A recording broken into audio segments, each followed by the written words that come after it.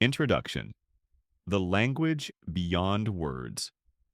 Close your eyes for a moment and think about the last meaningful interaction you had. Maybe it was with a loved one, a colleague, or even a stranger.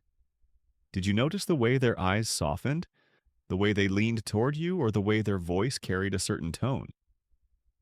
Long before human beings developed words, we had another language. A language written in posture, gestures, expressions, and tone. A language that doesn't need translation because it speaks directly to the heart. This book is about that language. It's about seeing what was always there, hidden in plain sight. It's about tuning into the whispers of the body, the rhythm of the voice, the truth of the face, and the dance of relationships. Think about this for a moment. How much of life do we miss because we focus only on words? How many truths slip by unnoticed because we never learn to read the silent signals? In these chapters, you will not only learn how to notice these signals, you'll learn how to live them, to communicate more authentically, to connect more deeply, to respond with greater empathy. This isn't just theory, it's a journey that will change the way you see others, and perhaps more importantly, the way others feel seen by you. So let's begin. Step into the silent language. It's louder than you think. Chapter 1. The silent language of human connection. Imagine walking into a crowded cafe. The hum of voices fills the air, espresso machines hiss in the background, and the aroma of roasted coffee beans lingers around you. You scan the room, and almost instantly, without a single word being spoken, you know who's in a good mood, who's nervous, and who's perhaps a little lonely. One person sits upright, shoulders relaxed, smiling at their companion. Another fidgets with their cup, tapping their foot anxiously. Someone else sits hunched over, eyes cast downward, clearly withdrawn. None of these impressions came from what they said. They came from something older, deeper, and more universal. Body language, the silent language of human connection. We often think of communication as words, as speeches, as the things we post on social media. But the truth is, the majority of what we communicate is nonverbal. Our bodies whisper truths our mouths cannot or will not say. And when you learn to listen to that silent language, you gain insight into people's emotions, intentions, and needs in ways that words can never offer. Think about this for a moment. How many times have you said, "I'm fine," when you weren't? Or notice someone insisting, "I'm not upset," while their clenched jaw and crossed arms betrayed the truth? Words can lie. Bodies rarely do. So why do these nonverbal cues matter so much? Because they tell the truth our words often hide. Psychologists have long studied the fascinating ways humans signal trust, fear, joy, or discomfort without realizing it. Research suggests that up to 65 to 70% of communication is nonverbal. That means when you're in a conversation, it's not just the words that matter. It's the tone, the pauses, the gestures, the posture, and even the micro expressions that flicker across the face in less than a second. The challenge is that most people go through life barely paying attention to this treasure chest of information. We hear, but we don't truly see. We talk, but we don't truly listen. But imagine what could change if you did. What would happen if you could sense when someone needed reassurance, even before they asked? Or detect dishonesty, not because of suspicion, but because you notice the tiny signals of discomfort in their body? This is the promise of learning the language that is louder than words. To really understand this silent language, we need to look at the psychology behind it. Why is body language so powerful? Because it's rooted in survival. Long before humans had spoken language, our ancestors relied on physical cues to stay alive. A sudden stiffening of the body signaled danger. A relaxed stance meant safety. A smile communicated peace, while a clenched fist warned of conflict.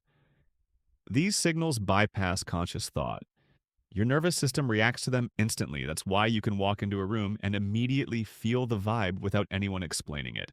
Your brain is constantly scanning for these nonverbal messages, microsecond judgments that help you navigate social environments. Understanding this isn't about manipulation, it's about awareness.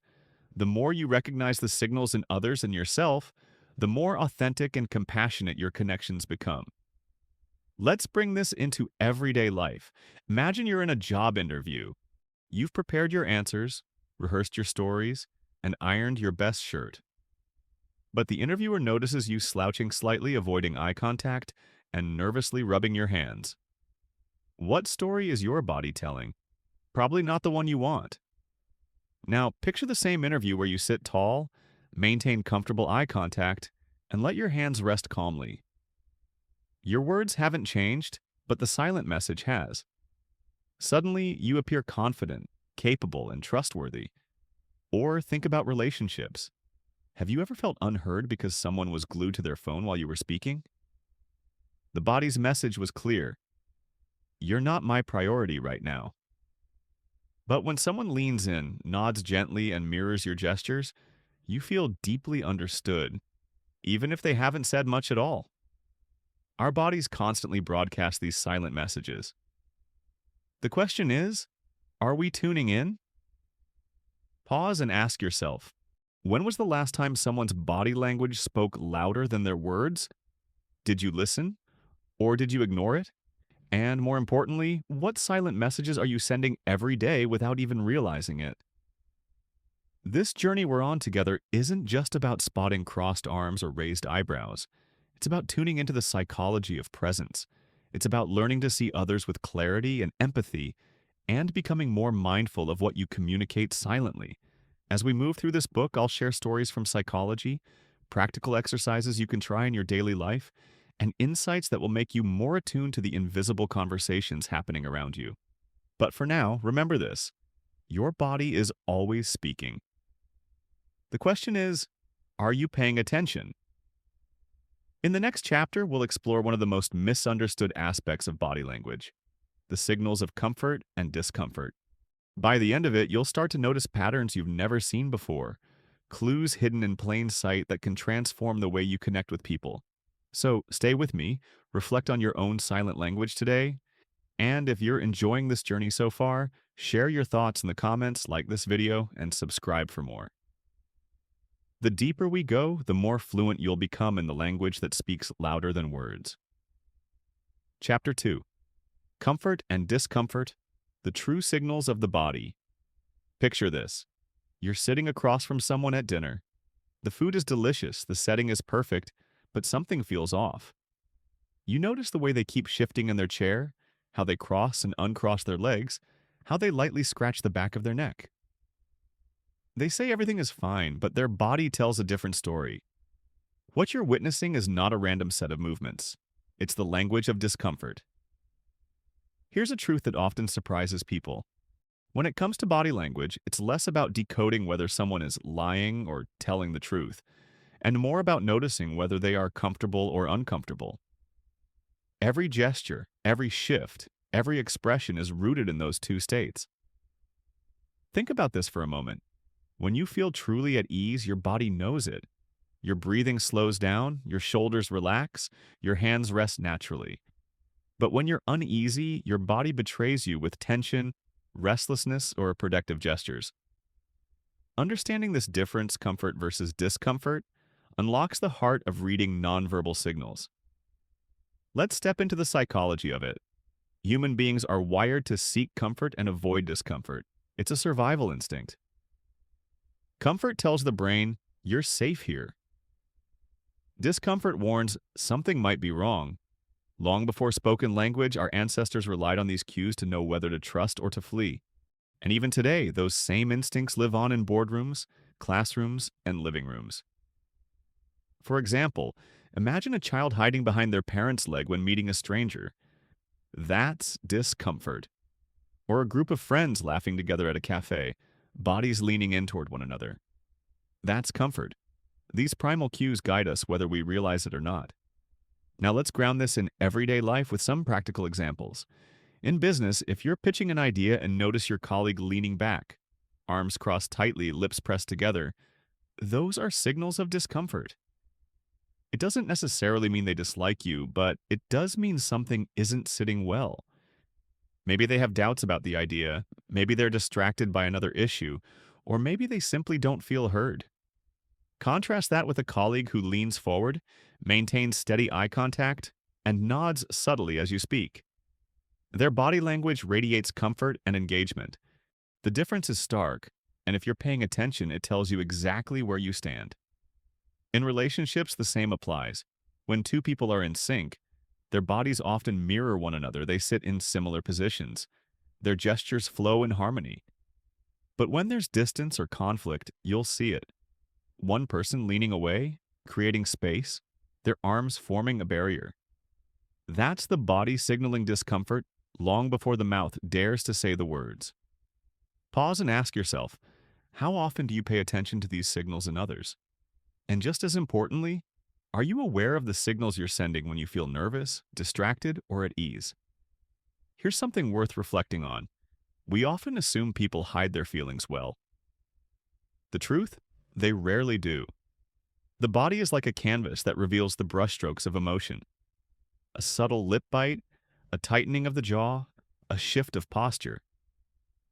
These are whispers of discomfort that most of us overlook. But once you train your eye to notice them, you'll see a world of hidden communication unfold. And here's the empowering part. Noticing these signals isn't about judgment, it's about empathy. If you sense someone's discomfort, you can adjust your approach. You can soften your tone, ask a gentle question, or simply give them space. In doing so, you become not just a better observer, but a more compassionate human being. Let me share a story. A friend once told me about a negotiation he was leading. On paper, everything looked like it was going smoothly. The other party kept saying yes to the proposals. But something didn't sit right. He noticed the subtle tightening of their lips each time money was mentioned. He noticed how they fiddled with their pen and shifted in their seat whenever the numbers went up. Outwardly, they agreed, but their bodies screamed discomfort. Sensing this, he paused the meeting and said, "I get the feeling some of these terms don't feel right to you. Can we talk about what's bothering you?" That one moment of attunement opened the door to honesty. The deal was saved, not because of the words spoken, but because of the discomfort that was noticed and addressed. So here's something to practice. The next time you're in conversation, try to categorize what you see not as truth or lie, but as comfort or discomfort. Watch for the signs. Relaxed posture, easy gestures, and open expressions usually signal comfort. Tension in the shoulders, self-touching like rubbing the neck, or protective barriers like crossed arms often signal discomfort. Don't rush to conclusions, just notice. And then gently adjust how you engage. You'll be amazed how quickly people open up when they feel seen and understood. Pause and reflect. Who in your life right now might be showing signs of discomfort that you've overlooked? What would happen if you slowed down enough to really see them? This is the beauty of learning the silent language. It's not about playing detective. It's about cultivating awareness and compassion. When you listen not only to the words but also to the unspoken signals, your relationships deepen, your empathy expands, and your influence grows naturally. As we move forward, remember this simple principle. People either show comfort or discomfort. That's the foundation. Master that and the rest becomes easier to interpret. In the next chapter, we'll explore how context shapes nonverbal communication. Because a gesture in one situation might mean comfort, but in another it could signal the exact opposite. Once you learn the importance of context, your understanding of body language will rise to a whole new level. So stay tuned, keep observing, and if you're finding these insights valuable, share your thoughts in the comments, like this video, and subscribe for more. The silent language is all around us. You just have to learn how to hear it. Chapter 3. The Power of Context. Imagine this. You're at a baseball game. The crowd roars, people are jumping up and down, arms thrown in the air, fists pumping the sky. Now, picture the exact same body language in a courtroom during a serious trial. One scenario feels perfectly natural. The other would be shocking. The gestures are identical, but the meaning? Completely different. This is the magic and the challenge of body language. A gesture by itself doesn't mean much. It only gains meaning when placed in the context of the situation. Without context, you risk misinterpreting signals and drawing the wrong conclusions. Think about this for a moment. How often do we rush to judge someone based on a single movement or expression? A frown might mean anger, or it might mean the sun is in their eyes. A crossed arm might mean defensiveness, or maybe the person is just cold. Context is the lens that clarifies the picture. Let's step into the psychology behind it. Our brains are designed to interpret cues quickly because speed once meant survival. See a tense posture? That might have been a threat. See a smile? That likely meant safety. But in modern life, the same instincts can trick us. We might assume someone's silence means disapproval when really they're just tired.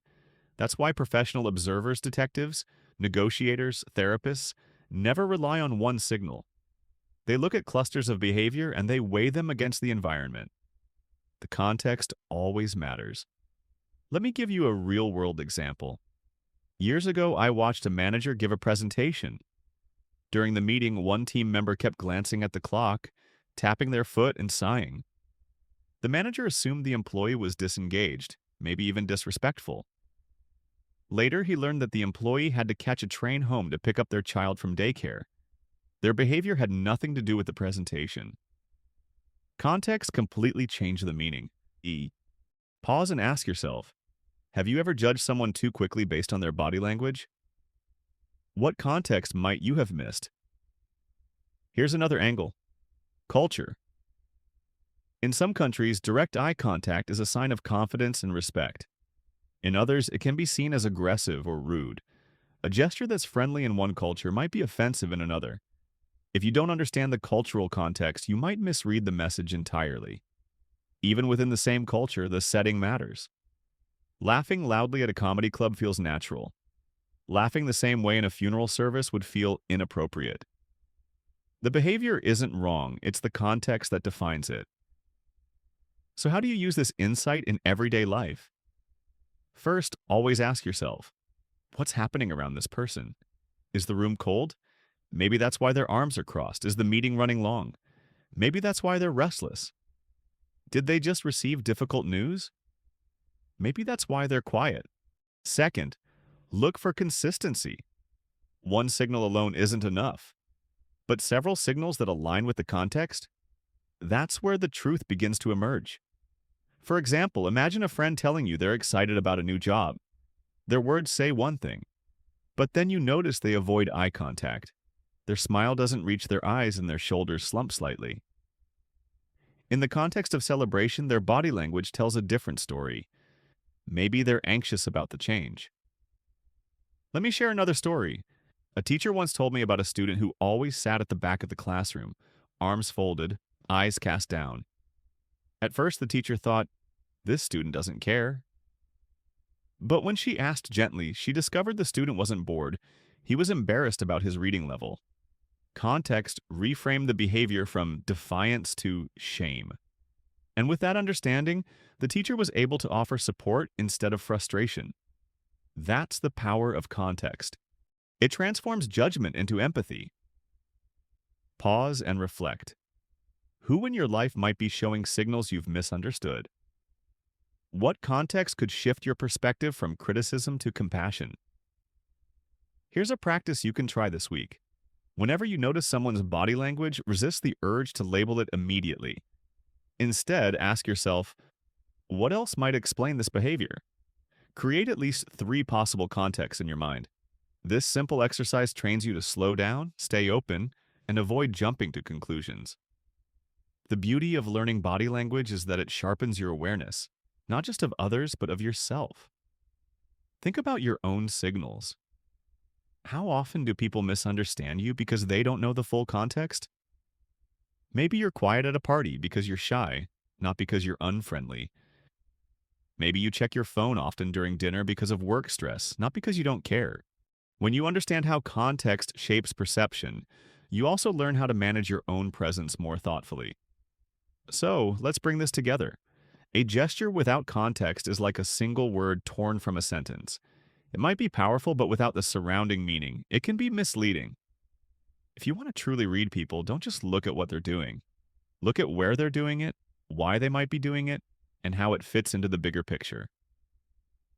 In the next chapter, we'll dive into the fascinating world of clusters, how multiple signals work together to create meaning.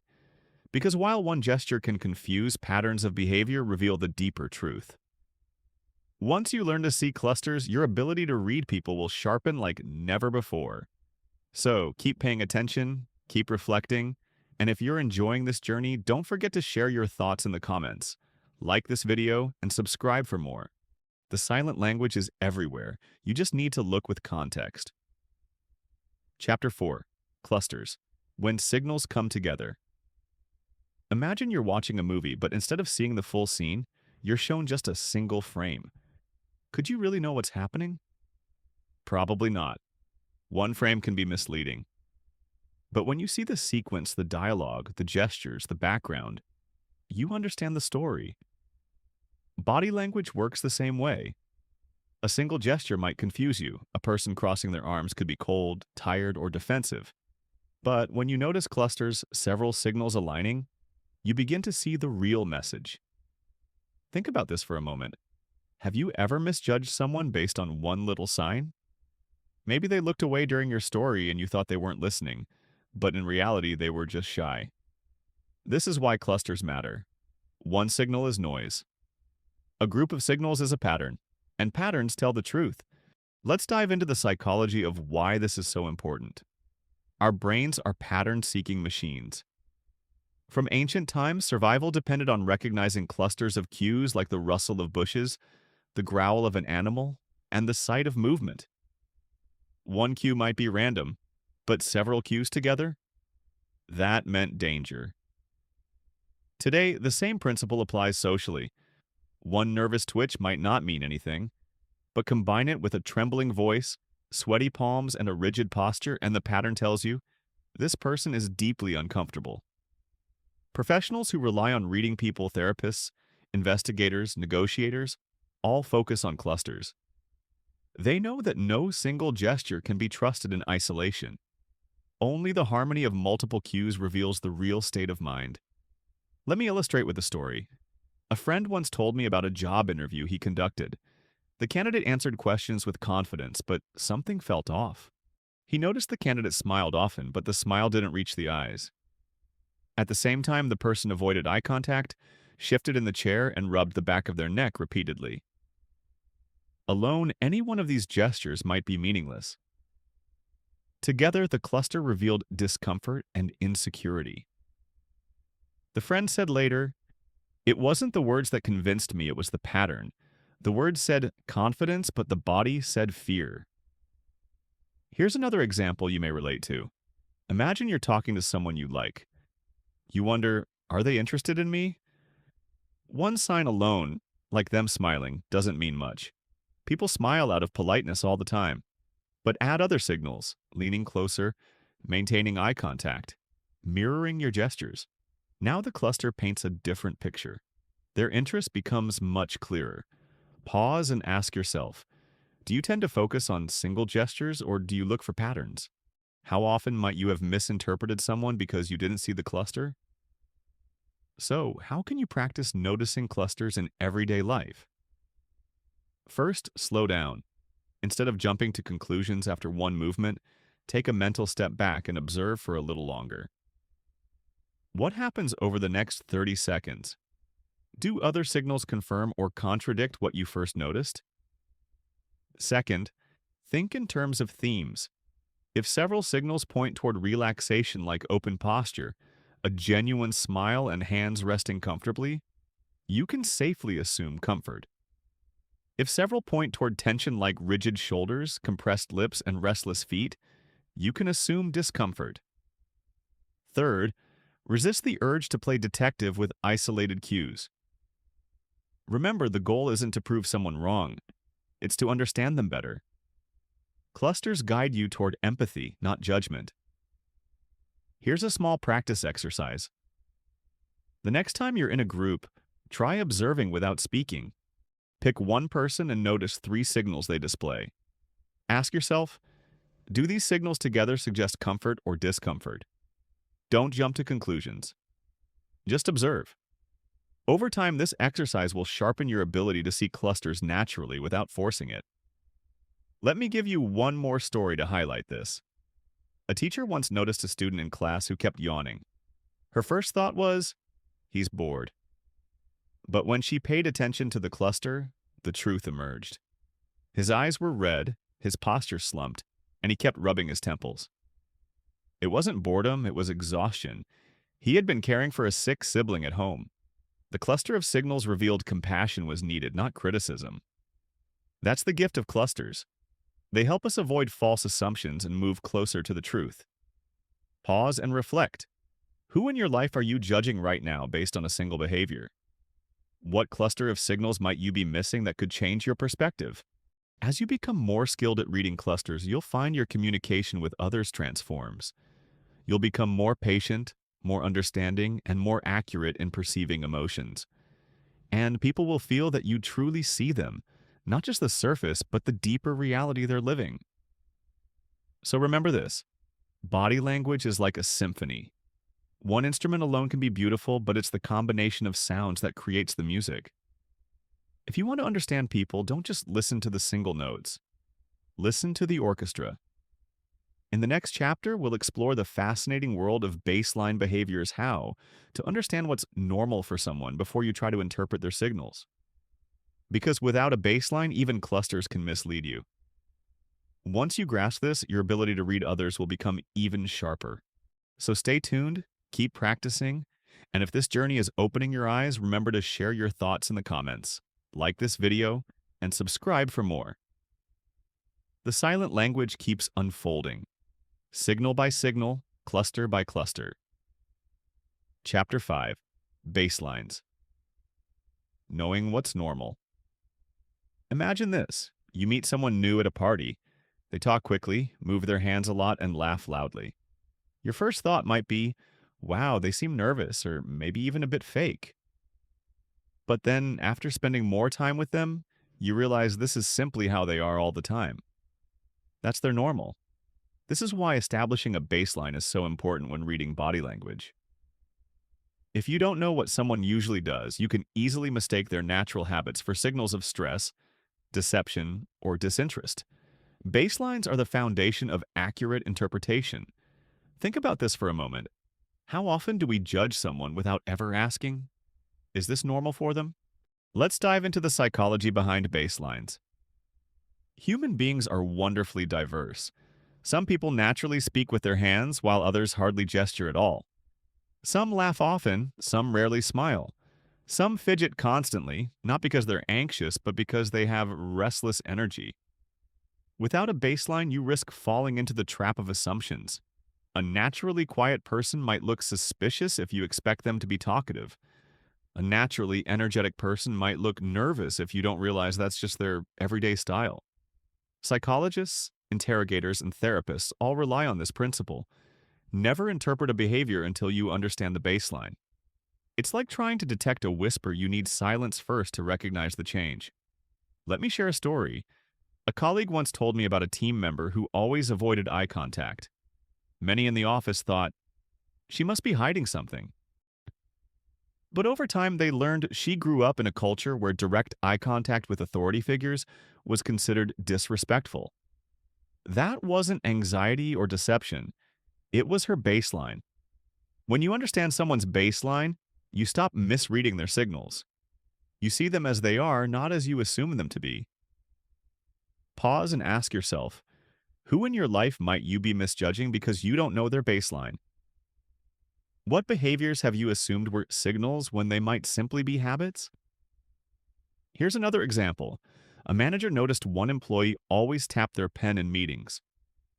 At first he thought, this person is impatient and disengaged. But after observing across different situations, he realized the employee tapped their pen even during casual conversations, even while laughing. It wasn't impatience, it was baseline behavior. The tapping meant nothing at all. Once you know what's normal, you can spot the changes that matter, because that's the key. It's the signals only become meaningful when they deviate from baseline. Let's put this into practice. If someone who's usually relaxed and chatty suddenly becomes quiet and rigid, that deviation means something. If someone who usually avoids eye contact suddenly locks eyes with intensity, That change means something. Baseline helps you see not just the signals, but the shifts. And it's in those shifts that the truth often lies. Pause and reflect. Who do you know well enough to recognize their baseline? How might you pay more attention to sudden changes rather than isolated behaviors? Here's a powerful exercise. Pick someone you see often, maybe a coworker, a family member, or a friend. Spend a few days simply observing their normal habits. Do they usually gesture when they talk? How do they sit when relaxed? How fast do they normally speak? Once you establish that baseline, start noticing when they deviate. You'll be amazed at how much more accurate your interpretations become. A quick story to highlight this. A therapist once shared how one of her clients always smiled no matter the topic. It was her baseline and automatic smile even when discussing painful issues. If the therapist had assumed the smile meant happiness, she would have missed the truth. But one day, the client spoke without smiling, her voice soft and her eyes moist. The deviation from baseline revealed genuine sadness that words alone couldn't capture. That's the power of baselines. They prevent false assumptions and allow you to see the deeper reality. So remember this principle. Don't rush to interpret. First, observe. Establish the baseline. Then, and only then, notice the deviations. In the next chapter, we'll explore deception, a topic that fascinates and often misleads people. Many think body language can reveal lies directly. But the truth is more subtle, and baselines play a crucial role. When you know what's normal, you can detect the changes that might hint at deception.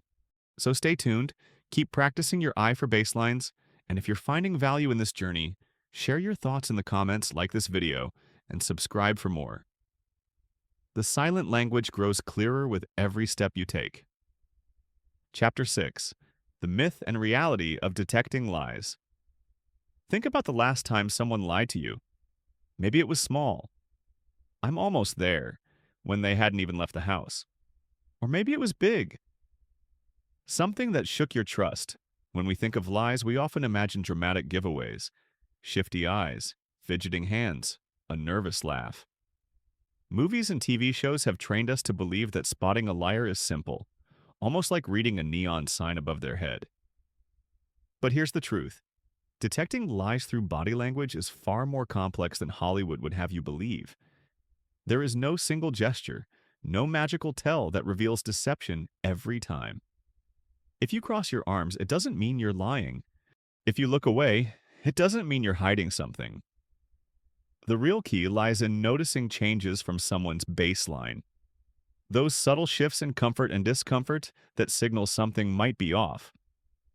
Let's explore the psychology behind deception. Lying is stressful for most people. It creates internal tension because our brains are wired for truth-telling. When we lie, we juggle multiple things at once. The false story, the need to sound convincing, and the fear of being caught. This stress often leaks into the body as discomfort. But, and this is important, not everyone shows stress the same way. Some become restless while others freeze. Some talk more, others talk less. That's why the myth of one gesture equals a lie is so dangerous.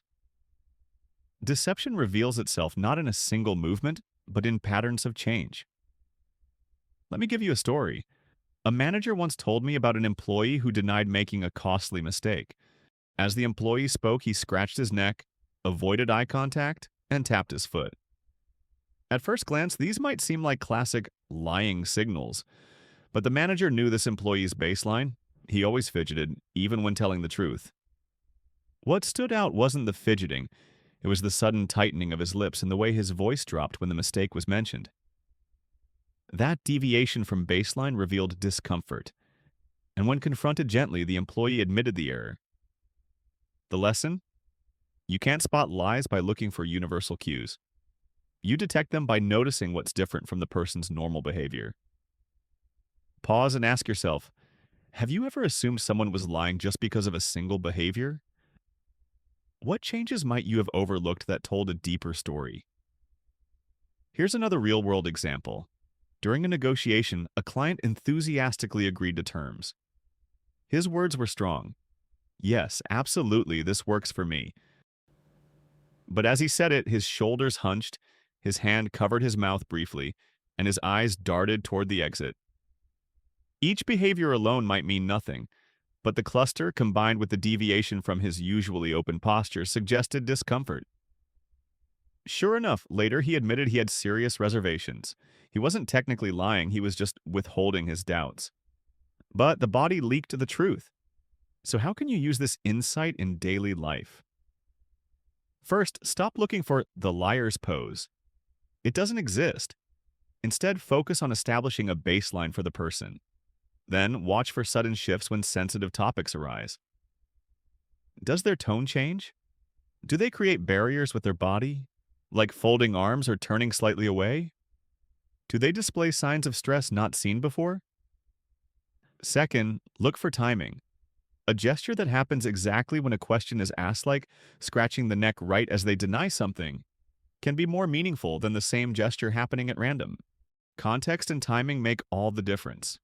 Third, use empathy, not accusation. If you sense discomfort, don't jump to, they're lying. Instead, think, something about this topic is hard for them. That mindset leads to better conversations and fewer broken relationships. Pause and reflect. How might your approach to honesty and trust change if you stopped hunting for lies and instead started listening for discomfort? What relationships in your life could be strengthened by choosing empathy over suspicion? Let me leave you with one more story. A therapist shared how a teenager once told her, "I'm fine, really." The words were calm, but the teen's voice cracked. Their shoulders curled inward, and they pulled at their sleeve. None of those signals alone proved deception, but together they showed a cluster of discomfort inconsistent with the words. Instead of challenging, the therapist simply said, "It looks like this is hard to talk about. You don't have to say everything right now, but I'm here to listen."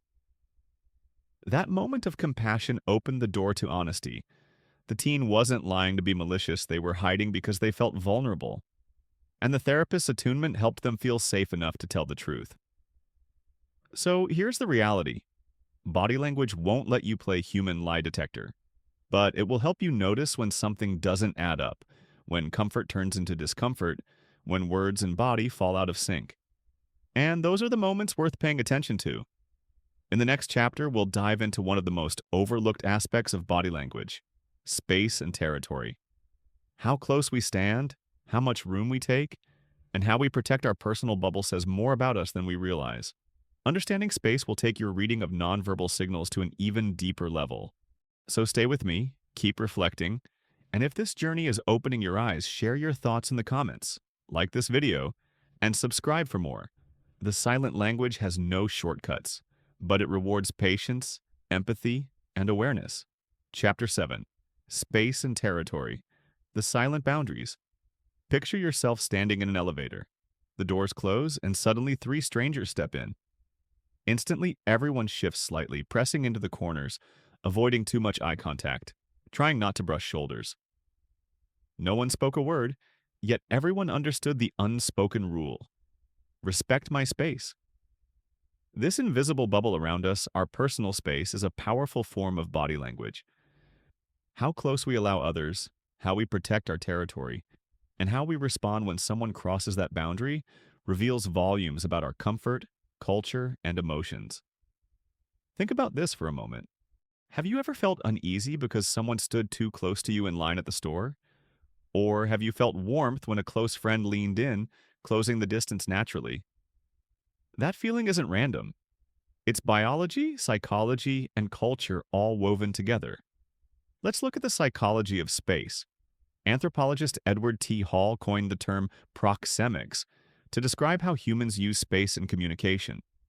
He identified 4 common zones: intimate space, 0 to 18 inches, reserved for loved ones, family, and very close relationships; personal space, 1.5 to 4 feet, used for friends, casual conversations; social space, 4 to 12 feet, typical in workplaces or social gatherings; public space, 12 feet and beyond, for speeches, presentations, or strangers. These zones aren't fixed. They shift depending on culture, relationship, and situation. But they highlight a truth. Space is communication. When someone steps too close, we read it as intrusion. When someone keeps too much distance, we might interpret it as coldness. Let me give you an everyday example. At work, you might notice that one colleague tends to place their notebook right in the middle of the table, spreading out papers, elbows wide, almost claiming territory.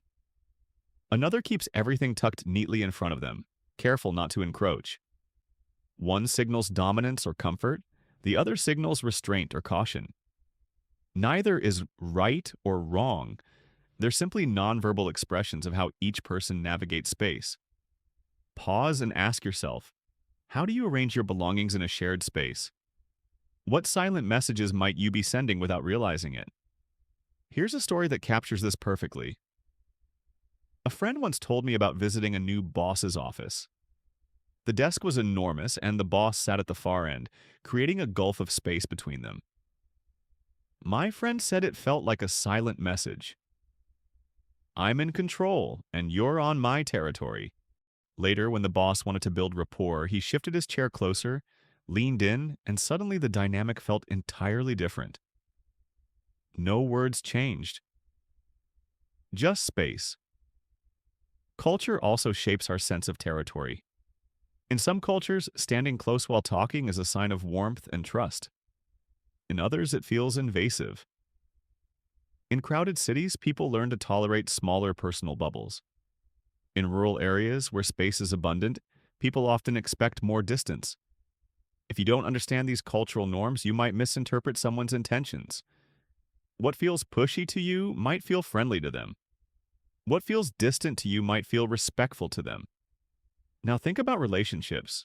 When two people are close emotionally, they often close the gap physically. Couples lean into each other, friends throw an arm around one another, children curl into their parents' arms. Space shrinks with trust. On the other hand, when there's conflict or tension, people often pull away, creating distance as a protective barrier. Pay attention to this in your own life. Who do you lean toward naturally? Who do you step back from? Your body already knows the truth, sometimes before your mind admits it. Pause and reflect. Whose space do you naturally respect? Whose space do you sometimes cross without realizing? And what does that say about the relationship? Here's a simple practice for the week. Next time you're in conversation, notice the space between you and the other person. If you step slightly closer, do they lean in too or do they retreat? If you lean back, do they follow or stay where they are? These subtle shifts can reveal comfort, trust, or tension far more clearly than words. Let me share one last story. A teacher noticed that one of her students always placed their backpack on the desk in front of them, like a little barrier. At first, she thought it was just a habit. But over time, she realized it was a shield. The student used the backpack to create a safe bubble in a classroom where they felt anxious. When the teacher gently encouraged more interaction, the backpack slowly disappeared from the desk. Space told the story before words ever did. So remember, space isn't empty. It's full of meaning. The way we claim it, share it, or guard it reflects our emotions, our culture, and our relationships. In the next chapter, we'll explore power and dominance. How posture, territory, and even tiny gestures reveal hierarchy and influence in any group. You'll see how leaders command space, how subordinates shrink, and how you can use this awareness to navigate social dynamics with wisdom. So stay tuned, keep reflecting on the silent boundaries of space, and if you're enjoying this journey, don't forget to share your thoughts in the comments, like this video, and subscribe for more. The invisible walls around us are speaking if only we learn to listen. Chapter 8. Power and Dominance. Postures that speak. Picture a boardroom. The meeting hasn't even started yet, but you can already tell who holds the most influence in the room. One person leans back comfortably, arms draped wide across the chair. Another stands tall by the window, hands on hips, claiming space. Meanwhile, a few sit quietly with shoulders rounded, trying not to take up too much room. No words have been spoken, yet the hierarchy is clear. This is the silent language of power and dominance.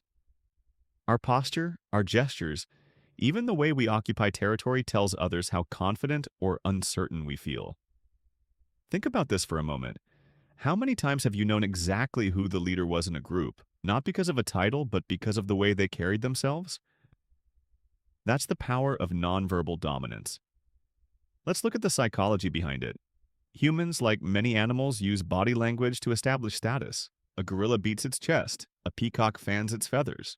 We humans, we stand tall, spread out, and claim space. Dominant postures expand, submissive postures shrink. It's nature's way of signaling hierarchy without conflict. Psychologists often refer to this as power posing. Expansive gestures like placing your hands on your hips, stretching your arms across a table, or standing tall can project confidence even when you don't feel it. On the other hand, collapsing inward, crossing arms tightly, hunching, avoiding eye contact signals lower status. What's fascinating is that these signals don't just influence others, they influence us. Studies show that holding expansive postures can actually make people feel more confident, while constricted postures reinforce feelings of insecurity. Here's a story to illustrate. A young professional once told me she dreaded speaking up in meetings. She'd sit small, notebook tight against her chest, voice barely above a whisper. But after learning about power postures, she tried something new. Before meetings, she'd stand tall, roll her shoulders back, and plant her feet firmly on the ground. She started taking up a little more space at the table. Slowly, not only did others listen more attentively, but she felt more authoritative. The body led the mind. Pause and ask yourself, how do you usually carry yourself in group settings? Are you unconsciously shrinking or expanding into your natural confidence? Now let's think about territory. Have you ever noticed how some people spread their belongings across a shared table as if marking their ground? Or how leaders often choose the head of the table seat in meetings? These territorial choices aren't random. They're silent statements of dominance. Even small gestures matter. Placing your coffee cup on someone else's desk, resting an arm across the back of another person's chair, or standing in the center of a group conversation all signal ownership of space. The more comfortable someone feels in claiming space, the more authority they project. But here's the nuance. Dominance doesn't have to be aggressive. True power often shows up in calm, controlled movements. A leader who speaks softly but stands with grounded posture can command more respect than someone who shouts and flails their arms. Pause and reflect. When have you felt someone's presence dominate a room without them saying much? What posture or gesture gave them that power? Here's another story.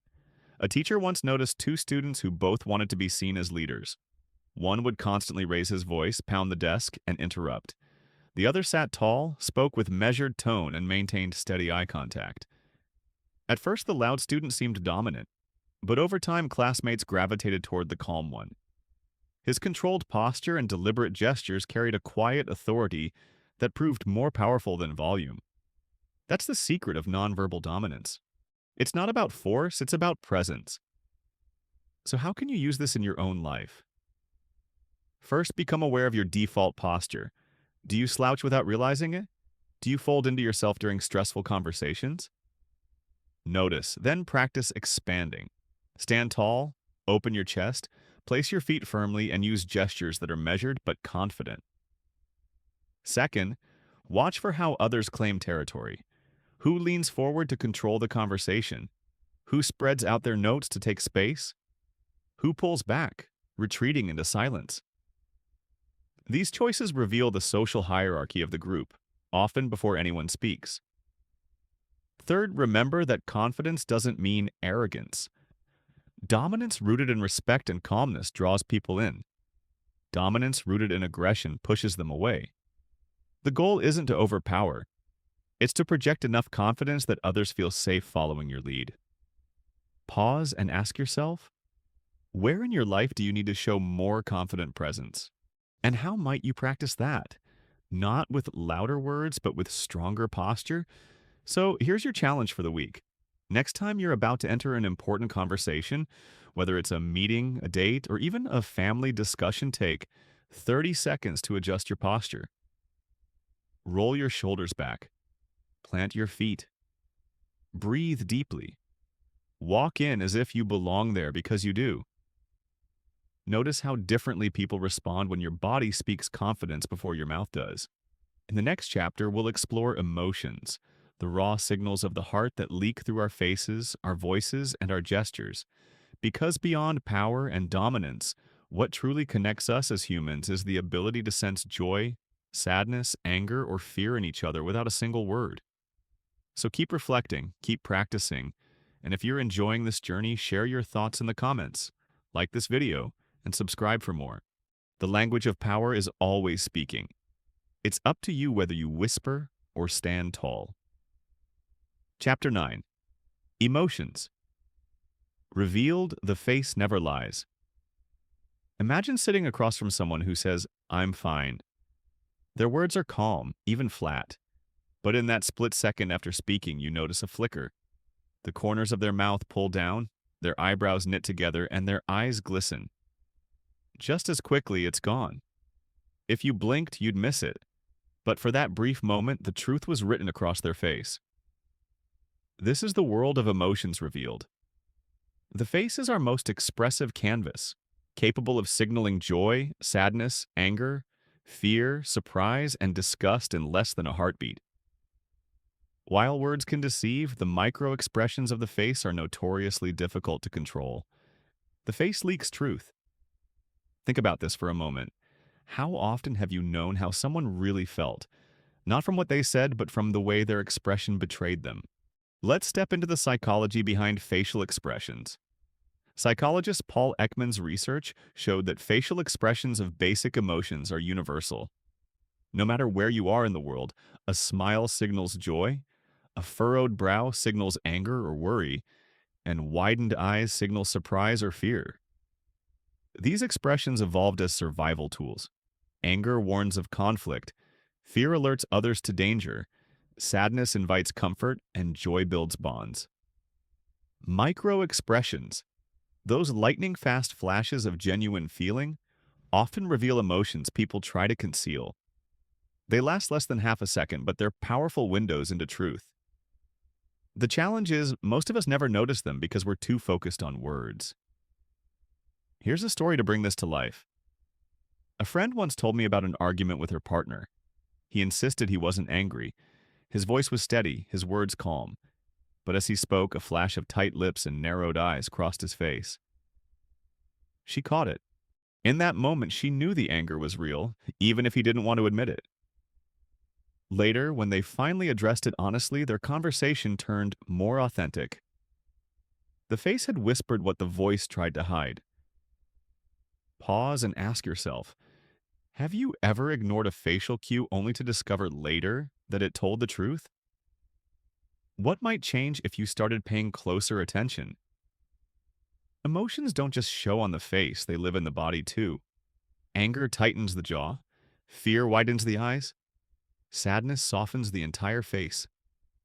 Joy lights up not only the mouth, but also the eyes. The famous Duchenne smile, where tiny wrinkles form around the eyes, revealing genuine happiness.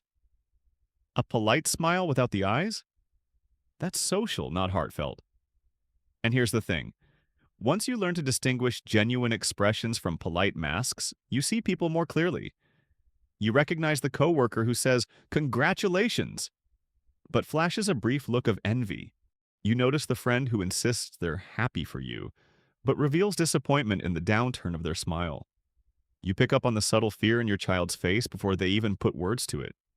Pause and reflect. Who in your life might be hiding feelings you could see if you slowed down and really looked? What silent truths are already written on the faces around you? Here's a practice exercise. Spend a day simply observing faces, not to judge but to notice. Watch for fleeting expressions when topics shift. Pay attention to whether smiles reach the eyes. Look at how eyebrows, lips, and eyes work together. The more you practice, the sharper your awareness becomes. Another story. During a job interview, a candidate spoke confidently about loving teamwork. But for just a split second, when the interviewer mentioned group projects, Her nose wrinkled in disgust and her eyes narrowed. The micro-expression was gone almost instantly, replaced by a smile. Still, it revealed an inner conflict. Her words praised teamwork, but her face told another story. The interviewer later discovered that she preferred independent work and struggled in teams. The truth wasn't in the resume or the rehearsed answers. It was in that fleeting, uncontrollable expression. So how do we use this knowledge with empathy? Instead of confronting someone harshly, "I saw that look, you're lying." Use curiosity.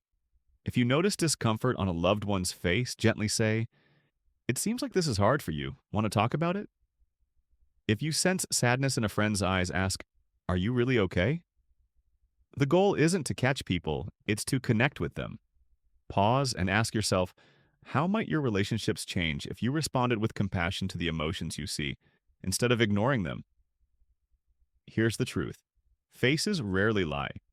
They may try, but the body leaks emotion faster than the mind can control. When you learn to read those fleeting signals, you don't just become a better observer, you become a better listener of the human heart. In the next chapter, we'll explore gestures, the hands, the arms, the movements that often betray what words cannot. Because while the face may whisper truth in microseconds, the hands often tell stories in broad, sweeping strokes. Together, they form the full picture of human emotion.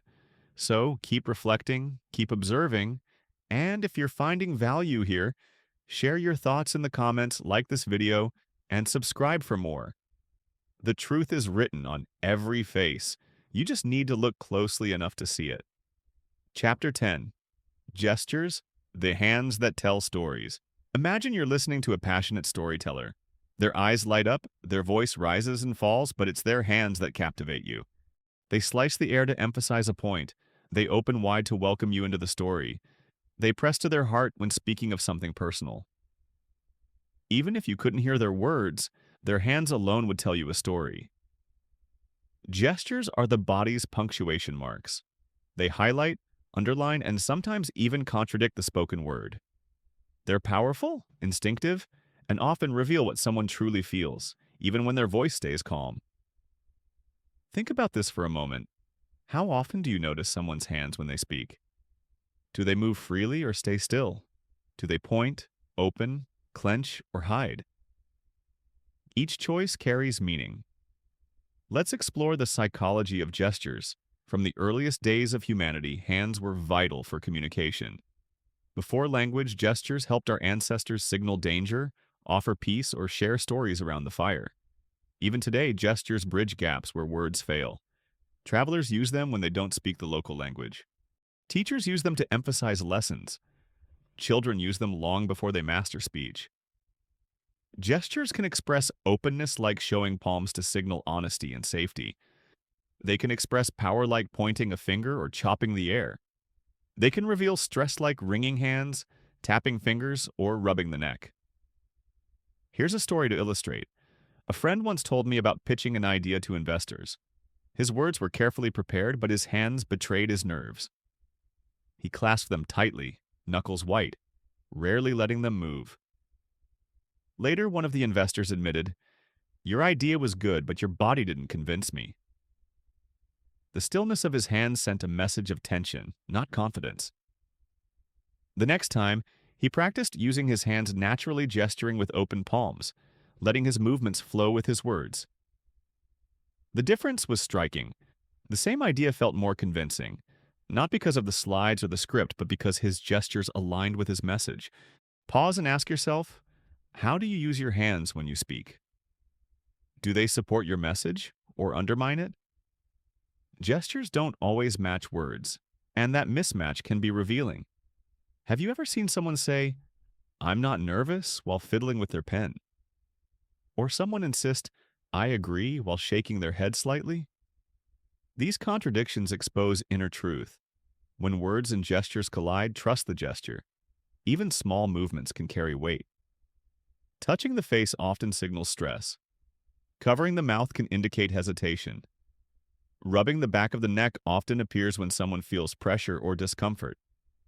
On the other hand, expansive gestures, open arms, reaching outward, palms visible. Signal comfort, confidence, and connection. Pause and reflect. When have you noticed someone's gestures contradict their words? How did it change the way you trusted them? Here's another story. During a difficult conversation, a parent asked their teenager if something was wrong. The teen shrugged and said, "I'm fine." But their hands twisted the sleeve of their hoodie, pulling at the fabric again and again. The parent recognized that as a sign of anxiety. Instead of accepting the words, they gently pressed, "It seems like something's bothering you. I'm here if you want to talk." That one observation opened the door to an honest conversation that words alone would have kept closed. Gestures are often the bridge between what we feel and what we dare to say. So how can you practice awareness of gestures? First, observe your own. Record yourself speaking or presenting. Notice how your hands move or don't. Do your gestures reinforce your words or distract from them? Second, pay attention to others in everyday interactions. Do their hands rest calmly or fidget? Do they reach out or pull inward? Over time, you'll begin to notice patterns of comfort, stress, honesty, or hesitation. Third, learn to use gestures intentionally. Open palms invite trust. Gentle movements create calm. Strong, deliberate gestures emphasize authority. You don't need to exaggerate, just let your hands become allies to your message. Pause and reflect. How would your presence change if your gestures aligned more intentionally with your words? What truth might you notice in others if you simply watch their hands more often? Here's a simple practice for the week. During your next conversation, shift your focus for a moment from the face to the hands. Notice how gestures rise and fall with emotion. Watch what happens when a sensitive topic comes up. Do the hands tense, withdraw, or soothe themselves? These silent movements often speak volumes. So remember, words are only half the story. Hands reveal the rest. They can comfort, emphasize, contradict, or expose. When you learn to listen with your eyes, you'll discover truths hidden in plain sight. In the next chapter, we'll explore posture and movement, the way we carry our entire bodies through space. Because gestures may reveal the details, but posture tells the larger story of confidence, openness, or fear. When you see the whole body in motion, the silent language becomes even clearer. So keep observing, keep practicing, and if this journey is resonating with you, share your thoughts in the comments, like this video, and subscribe for more. Your hands already tell a story. What tale are yours whispering today? Chapter 11. Posture and Movement. The body in motion. Picture a crowded airport terminal. Travelers are scattered across the hall, some walking briskly, heads high, strides purposeful. Others slump in their seats, bodies curled inward, shoulders heavy with fatigue. A child skips beside their parent, light and carefree, while a business person marches past, phone glued to their ear, every step sharp with urgency. Without hearing a word, you can already guess who is confident, who is anxious, who is joyful, and who is exhausted. That's the power of posture and movement. The way we carry our bodies through space tells the story of our inner world. Think about this for a moment. How often do you notice the posture of those around you? The person who walks into a room tall and open versus the one who slips in quietly, hoping not to be seen? What unspoken messages do their bodies send? Let's step into the psychology of posture. Our bodies reflect our emotions. When we're confident, we expand standing taller, taking up space, moving with steadiness. When we're anxious, we contract hunching shoulders, crossing arms, keeping movements small. These patterns are not random. They're the body's natural response to how safe or threatened we feel. Posture also shapes perception. Studies have shown that people who sit upright are judged as more competent and attentive than those who slouch. Movement that is fluid suggests ease and openness, while rigid, jerky movement suggests stress or discomfort. And here's something fascinating. Posture not only influences how others see us, it influences how we feel. Standing tall and walking with purpose can increase feelings of confidence. Curling inward can reinforce self-doubt. The body and mind are in constant dialogue. Here's a story. A friend once told me about a presentation she dreaded. She felt nervous, certain she would stumble over her words. But a mentor gave her a simple tip. Before you walk on stage, adjust your posture. Shoulders back, head up, feet planted firmly. Let your body tell your brain you're ready. She tried it, and to her surprise, the nerves quieted. Her movements on stage projected confidence, and the audience responded warmly. The shift started with posture. Pause and ask yourself, what posture do you naturally fall into when you feel stressed? How might changing that posture shift the way you feel and the way others see you? Movement tells its own story, too. Watch people in conversation. Someone who leans in, gestures with ease, and nods smoothly radiates engagement. Someone who shifts restlessly, taps their foot, or angles their body away signals discomfort or impatience. Even the pace of movement matters. Quick, sharp movements can suggest urgency or anxiety. Slow, deliberate movements suggest calm or hesitation. Context, of course, is everything, but patterns of motion reveal what words often hide. Here's another story. A manager noticed one of her team members always entered the office with hurried steps, shoulders tight, bag clutched close. She assumed he was simply stressed, but when she observed more carefully, she noticed that after a few minutes of settling in, his posture relaxed and his movements softened. His morning rush wasn't about the job. It was about juggling his kid's school drop-off before arriving at work. Context explained the posture, but the movement told the story of a man constantly transitioning between roles. Pause and reflect. Whose movement in your life do you notice often?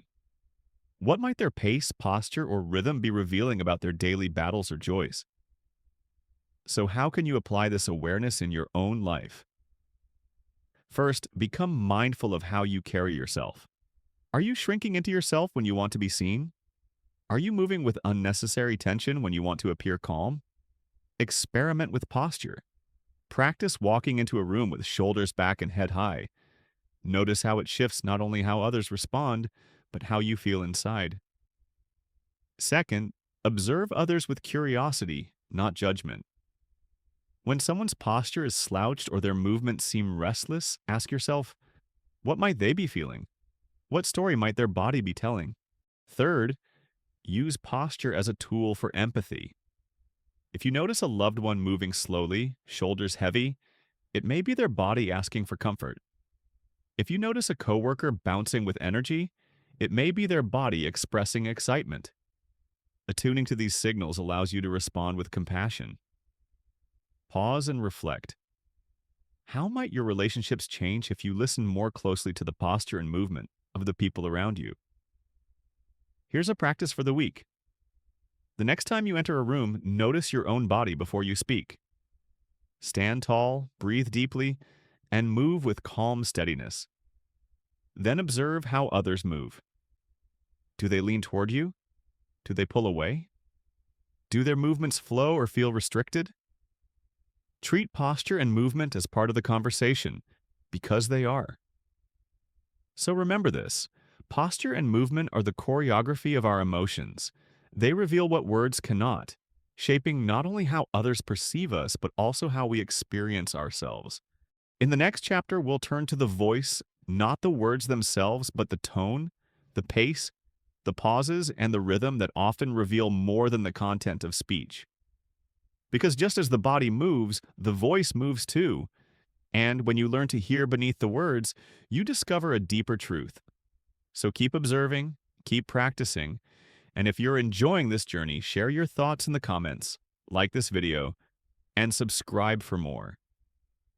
Your body is always in motion, and every movement tells a story. Chapter 12. The Voice Beyond Words. Imagine sitting in a theater with the lights dimmed. A narrator begins to speak. You can't see their face, and the words themselves are simple, nothing poetic, nothing unusual. Yet you're captivated. Their voice rises and falls, pausing at just the right moment, drawing you in with warmth, authority, or suspense. You lean forward, not because of what was said, but because of how it was said. This is the power of the human voice beyond words. Tone, pitch, pace, and rhythm shape, meaning as much as language itself. A single sentence. I'm fine. can sound reassuring, sarcastic, irritated, or heartbroken, depending entirely on the way it's spoken. Think about this for a moment. How often do you focus on someone's voice rather than just their words? Let's look at the psychology behind vocal cues. The human voice carries emotional information that bypasses logic and goes straight to the heart. A soft, steady tone calms. A sharp, fast pace excites or agitates. A pause creates tension, while a rising pitch can signal uncertainty or anticipation. Our brains are wired to detect these subtleties. Infants respond to the soothing cadence of a parent's voice long before they understand words. Leaders throughout history have used vocal delivery to inspire, persuade, and unite. The voice is, in many ways, our most primal instrument of connection. Here's a story. A friend once told me about a teacher she loved in high school. The material wasn't thrilling history dates, names, and timelines, but the teacher's voice made it unforgettable. He slowed down at key moments, dropped his tone to a whisper when revealing dramatic twists, and then boomed with energy when describing great battles. Students leaned in, eyes wide, caught up in the story. The words were the same as any textbook. The voice made them come alive. Pause and ask yourself, whose voice do you still remember clearly years later? Was it the content or the way they spoke that stayed with you? Now think about everyday conversations. Have you ever been comforted by someone's gentle tone, even if their words weren't particularly profound? Or felt irritated by a harsh tone, even when the message itself was harmless? This is the voice at work. The delivery shapes the meaning, and it goes deeper. People often reveal emotions through their voice without realizing it. Stress tightens the throat, making speech quicker and higher pitched. Sadness softens and slows the voice. Excitement adds rhythm and musicality. These changes can betray feelings people try to hide. Here's another story. During a job interview, a candidate claimed to be confident about handling stress. The words were strong, but the voice trembled slightly, the pace quickened, and the pitch rose. The interviewer noted the mismatch. Later, when asked about real challenges, the candidate admitted feeling overwhelmed in past jobs. The truth wasn't in the words, it was in the voice. Pause and reflect. How often do you listen beneath the words in conversations? What emotions might you hear if you paid closer attention? So how can you use this awareness in your own life? First, notice your own voice. Record yourself speaking. Do you rush through sentences, barely pausing? Do you raise your pitch when nervous? Do you speak too softly or too harshly? Awareness is the first step toward control. Second, practice aligning your tone with your message. If you want to reassure, slow your pace, lower your tone, and soften your volume. If you want to inspire, add energy, rhythm, and well-placed pauses. The right delivery can turn ordinary words into extraordinary impact. Third, listen actively to others. When someone says, "I'm okay," but their voice cracks, pay attention. When a friend insists, "I don't mind," but their tone is sharp, don't dismiss it. The voice reveals truths the mouth may deny. Pause and ask yourself, what do people hear in your voice when you speak under stress, joy, or fear? And how might adjusting your tone change the way your message is received? Here's a practice exercise for the week. During your next important conversation, consciously slow your pace. Add deliberate pauses. Match your tone to your intention. Then notice how the other person responds. You may find they listen more deeply, not because your words changed, but because your voice carried the message with clarity. So remember this. Words may shape meaning, but the voice gives them life. It's not just what you say, it's how you say it. In the next chapter, we'll explore congruence, the harmony or lack thereof between words and body language. Because when the voice, the face, the posture, and the words all align, trust blossoms. But when they don't, we sense something is off. And learning to recognize that mismatch is one of the most powerful skills of all. So keep listening, keep reflecting, and if this journey resonates with you, share your thoughts in the comments, like this video, and subscribe for more. The voice is always speaking beyond words. Chapter 13. Congruence. When words and body align. Imagine you're talking to a colleague who says, "Of course, I'm excited about this project." The words sound positive, but their tone is flat. Their arms are crossed and their eyes avoid yours. Something feels off.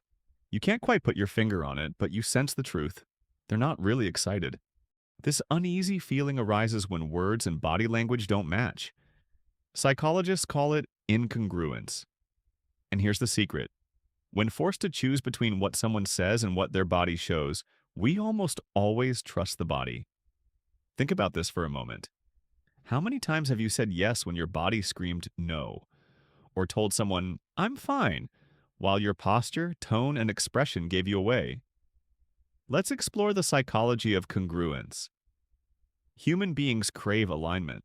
When words, tone, and body language point in the same direction, we feel authenticity. We sense truth, even if the message is difficult. When they don't align, we sense conflict, even if the words are sweet. Why? Because the brain processes nonverbal cues faster than verbal ones. Our survival instincts evolved to notice tone, posture, and facial expressions long before we developed complex speech. That's why mismatch feels unsettling. It triggers our subconscious radar that something doesn't add up. Here's a story to illustrate. A manager once praised her team for their hard work. She said all the right things. "I appreciate you. Great job, everyone." But her arms were crossed, her face tense, and her tone clipped. The team left the meeting confused, unsure if she was genuinely proud or quietly frustrated. The message failed because the delivery wasn't congruent.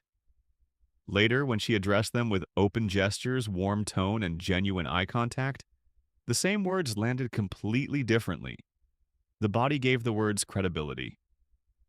Pause and ask yourself, when have you felt someone's words didn't match their body language? Did you trust the words or the body? Now let's flip the lens. Think about yourself. Have you ever agreed to help a friend while sighing, slouching, or dragging your feet? You said yes, but your body said no. Or maybe you gave a presentation where your words were confident, but your voice trembled and your hands shook. You said, "I believe in this idea," but your body betrayed your fear. Congruence isn't about perfection. It's about awareness. The more aligned your words and body become, the more authentic and trustworthy you appear. Here's another story. A therapist once worked with a client who insisted, "I'm not angry." But the client's fists were clenched, their jaw tight, their foot tapping hard against the floor. The therapist gently said, "Your body tells me you are." That moment of honesty helped the client acknowledge feelings they'd been denying. Words hid the truth. The body revealed it. Pause and reflect. In your own life, where do your words and body fail to align? What message are you unintentionally sending in those moments? So, how can you practice congruence? First, check in with yourself before important conversations. Ask, what do I really feel? If your words say one thing but your body another, pause until you find alignment. Sometimes that means changing the words. Sometimes it means calming the body. Second, observe others with curiosity, not judgment. If you notice incongruence like a smile paired with tense shoulders, don't immediately label it as dishonesty. Instead, think, this person may be conflicted. Approach with empathy. Third, use congruence as a tool of influence. When your body supports your words, your message lands with power. Eye contact, open posture, steady tone. All these make people feel your authenticity, and authenticity builds trust. Pause and ask yourself, how would your relationships change if your words and body aligned more often? What trust might you build if people consistently felt your authenticity? Here's a practice exercise for the week. When you say something important, whether it's "I appreciate you," "I believe in this," or even "I'm okay," pay attention to your delivery. Does your body echo the words, or does it contradict them? Aim for harmony. You'll notice not only how others respond differently, but how much lighter you feel when you speak from a place of truth. So remember, Words are the script, but the body is the performance. When they align, the message resonates. When they conflict, trust erodes. The magic lies in congruence. In the next chapter, we'll explore deception in a deeper way, not just through discomfort or incongruence, but through the subtler art of leakage when hidden emotions slip through cracks in posture, gestures, or voice. These tiny leaks often reveal more than people ever intend. So keep practicing, keep reflecting, and if you're finding this journey insightful, share your thoughts in the comments, like this video, and subscribe for more. Authenticity shines brightest when words and body speak the same truth. Chapter 14. Leakage. When emotions slip through. Imagine sitting in a meeting where a colleague insists, "I'm completely on board with this plan." Their words are polished, their smile carefully maintained. But then, for just a fraction of a second, their eyes narrow, their lips press tight, and their shoulders tense. The mask slips. The body leaks what the mouth tries to hide. This is leakage, the subtle, often unconscious escape of true feelings through nonverbal channels. People may try to control their words, but the body finds ways to tell the truth. A fleeting expression, a restless hand, a sudden shift in posture all can betray the emotions beneath the surface. Think about this for a moment. How many times have you sensed someone's real feelings, not because of what they said, but because of the little cracks in their performance? Let's look at the psychology behind leakage. Emotions are powerful, automatic responses. Suppressing them takes effort, and even skilled actors or practiced liars struggle to keep every channel under control. When the conscious mind says one thing, the unconscious body often disagrees. The result? Micro-expressions, nervous gestures, slips of the voice, tiny leaks of authenticity. Psychologist Paul Ekman described these as involuntary signals. They're fast, hard to fake, and deeply revealing. While you can train yourself to notice them, you can't easily train yourself to hide them. That's why leakage is one of the most reliable clues to someone's inner world. Here's a story. A friend once told me about a job interview. When asked why he left his previous position, he said confidently, "I was ready for new opportunities." The words sounded fine, but as he spoke, his shoulders dipped slightly and he let out a quick sigh before recovering his smile. The interviewer caught it. The sigh leaked sadness. Later, in casual conversation, he admitted he'd been laid off and felt embarrassed. His body revealed the truth long before his words did. Pause and ask yourself, have you ever noticed yourself leaking emotions despite trying to hide them? How did others respond? Leakage happens in everyday relationships too. A partner says, "I'm not upset," but their tone is sharp and their jaw clenched. A friend says, "I don't mind," but their foot taps impatiently. A child insists, "I'm not scared," but their eyes widen and their body curls inward. These contradictions aren't lies meant to deceive. They're often attempts to protect, to avoid conflict, or to save face. But the body tells the story anyway. Here's another story.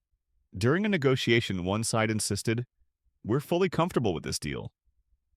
Yet every time the financial terms were mentioned, one negotiator rubbed his neck and shifted in his seat. The leak was clear. Despite the words, something felt wrong. Sensing this, the other side slowed down, asked more questions, and uncovered concerns that hadn't been voiced. Addressing those concerns saved the agreement. Pause and reflect. Who in your life is leaking emotions right now that you've been ignoring? What might you discover if you paid closer attention? So how can you use awareness of leakage in daily life? First, slow down your observations. Instead of focusing only on the spoken message, watch the transitions. What happens just before or after a key statement? Do you see a flicker of tension, a shift in tone, a sudden gesture? Second, look for patterns. One nervous tick might mean nothing, but repeated leaks during sensitive topics tell a clearer story. Third, respond with empathy. When you notice leakage, resist the urge to confront harshly. Instead, invite honesty gently, saying, "It seems like this topic feels heavy for you. opens the door to truth without shaming the other person. Pause and reflect. How might your relationships change if you treated leakage not as deception, but as an invitation to deeper understanding? Here's a practice for the week. During your next conversation, notice the small leaks. Does someone sigh while insisting they're fine? Do their shoulders slump when they say they're confident? Do their eyes flicker with sadness when they mention success? Treat these leaks as gentle whispers of truth. So remember, the body has its own honesty. People may hide behind words, but emotions find ways to escape. When you learn to notice leakage, you don't just catch inconsistencies, you connect more deeply with the humanity beneath the mask. In the next chapter, we'll explore relationships, the dance of nonverbal signals between people. Because while leakage shows us hidden truths in individuals, relationships reveal how signals bounce, mirror, and intertwine, shaping the invisible bond between two hearts. So stay observant, stay compassionate, and if you're enjoying this journey, share your thoughts in the comments, like this video, and subscribe for more. The truth always finds a way out through the leaks we can learn to see. Chapter 15, Relationships, the dance of nonverbal signals. Picture two people sitting together in a cafe. One leans forward, the other mirrors the movement. One smiles, the other's lips curl up almost instantly. Their hands gesture in sync. Their laughter overlaps, and the pauses in conversation feel natural, almost musical. They look connected, even if you can't hear a word. This is the dance of nonverbal signals in relationships. Beyond words, our bodies are constantly syncing, mirroring, and responding to one another. Sometimes it's subtle, a shared glance, a shift of posture. Sometimes it's obvious hugging, hand-holding, leaning close. These signals weave invisible threads that either pull us closer or push us apart. Think about this for a moment. When you feel close to someone, doesn't your body naturally align with theirs? And when there's tension, doesn't your body pull away almost on its own? Let's explore the psychology of connection. Humans are wired for attunement. From infancy, babies mirror their parents' expressions and tones. That mirroring builds trust and safety. As adults, the same pattern continues. When two people are in harmony, their nonverbal signals often synchronize posture, gestures, tone, even breathing. This synchronization creates a sense of rapport, often without conscious effort. On the other hand, when relationships strain, the signals shift. Partners stop making eye contact, their bodies angle away, their gestures no longer mirror. The dance becomes disjointed, and we feel the distance even before words acknowledge it. Here's a story. A friend once told me about a rough patch in her marriage. She said, "I knew things were off, not because of arguments, but because of silence. We stopped looking at each other when we spoke. Our bodies leaned away, not toward. Even when we sat together on the couch, it felt like miles apart." The nonverbal dance revealed the truth. Connection was fraying. Later, when they worked through their challenges, she noticed the difference immediately. They laughed again, leaned into each other, touched naturally. Words helped heal, but the real sign of reconnection was in the body language. Pause and ask yourself, which relationships in your life feel in sync right now? And which ones show the subtle signals of distance? Now let's flip to positive examples. Think about friends who can't stop laughing together, their gestures overlapping, their eyes sparkling. Or teammates celebrating a win, arms draped over each other's shoulders. Our parents holding their children close, rocking them gently. These are the silent affirmations of love, trust, and unity. Nonverbal signals are often more important than the words we use. A warm touch, a steady gaze, a relaxed smile can communicate care more deeply than any sentence. Here's another story. A teacher once noticed a student struggling quietly in class. The student insisted, "I'm fine." Yeah, someone did, but a peer sitting next to them placed a gentle hand on their shoulder and leaned close. The student's posture softened instantly. Their eyes welled up and they whispered, "Actually, I'm not fine." Words weren't the bridge touch and presence were. Pause and reflect. Who in your life might need reassurance through nonverbal signals more than words? When was the last time you offered or received that kind of silent support? So, how can you strengthen relationships through body language? First, be present. Face the person, make eye contact, and let your body show you're engaged. Presence is the foundation of connection. Second, practice mirroring. Not in a mechanical way, but naturally, when you lean in, when you share a smile, when your gestures harmonize, you send the signal, I'm with you. Third, use touch thoughtfully. A handshake, a pat on the back, or a hug can communicate warmth and support words can't capture. Fourth, notice when the dance falters. If eye contact fades, if bodies turn away, if gestures stop syncing, it may be a sign that attention or care is needed. Pause and ask yourself, what small nonverbal signals could you use today to show someone you value them? Here's a practice exercise. During your next meaningful conversation, focus less on words and more on presence. Notice your posture. Are you leaning in? Are you showing warmth through your eyes and gestures? Try mirroring naturally. See how it changes the quality of connection.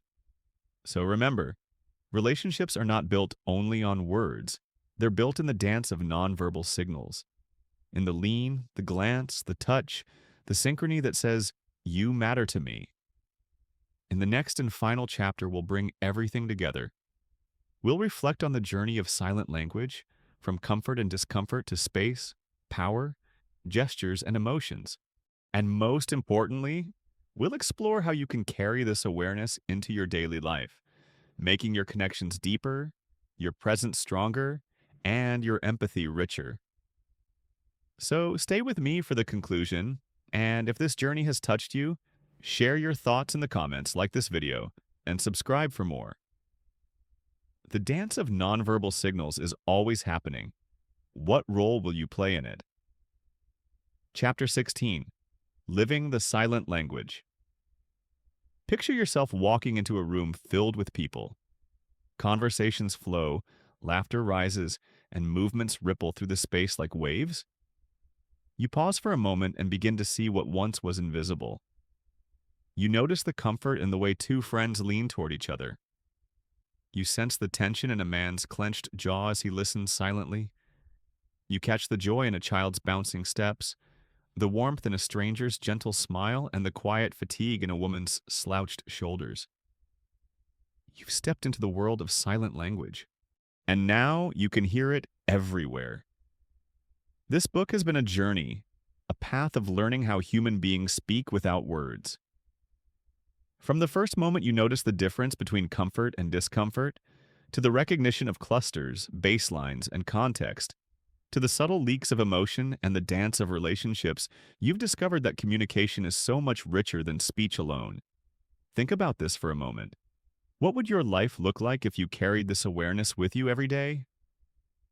Let's pause to reflect on what we've explored together. You've learned that comfort and discomfort form the foundation of body language. The signals that reveal safety or unease. You've seen how context gives meaning and how clusters and baselines prevent misinterpretation. You've discovered that power and posture shape presence, that emotions leak through faces, voices, and gestures, and that relationships thrive on nonverbal synchrony.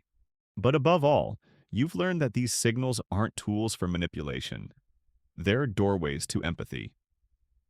To notice another's body language is to see them more fully, to acknowledge their humanity, and to respond with compassion.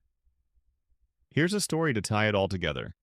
A man once told me about his father, who was quiet, reserved, not one to say, "I love you" often. For years, the son wished for more verbal affirmation. But one day, sitting together on the porch, he noticed something. The way his father always leaned his chair toward him, the way his eyes softened when he spoke, the way he rested a hand gently on his shoulder. Words were few, but the silent language was full of love. The son realized he's been saying it all along. I just needed to listen differently.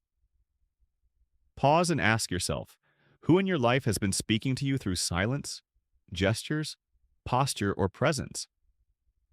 What messages of care love, or struggle might you have overlooked? So how do we live the silent language every day? First, by becoming present. Put down your phone. Look people in the eyes. Notice not just their words, but their entire being. Second, by aligning your own signals. Let your body support your words. If you say, I care, show it with your presence. If you say, I believe in this, let your posture and tone reflect conviction. Third, by practicing empathy. When you see signs of discomfort, approach gently. When you see joy, celebrate it. When you sense fear, offer reassurance.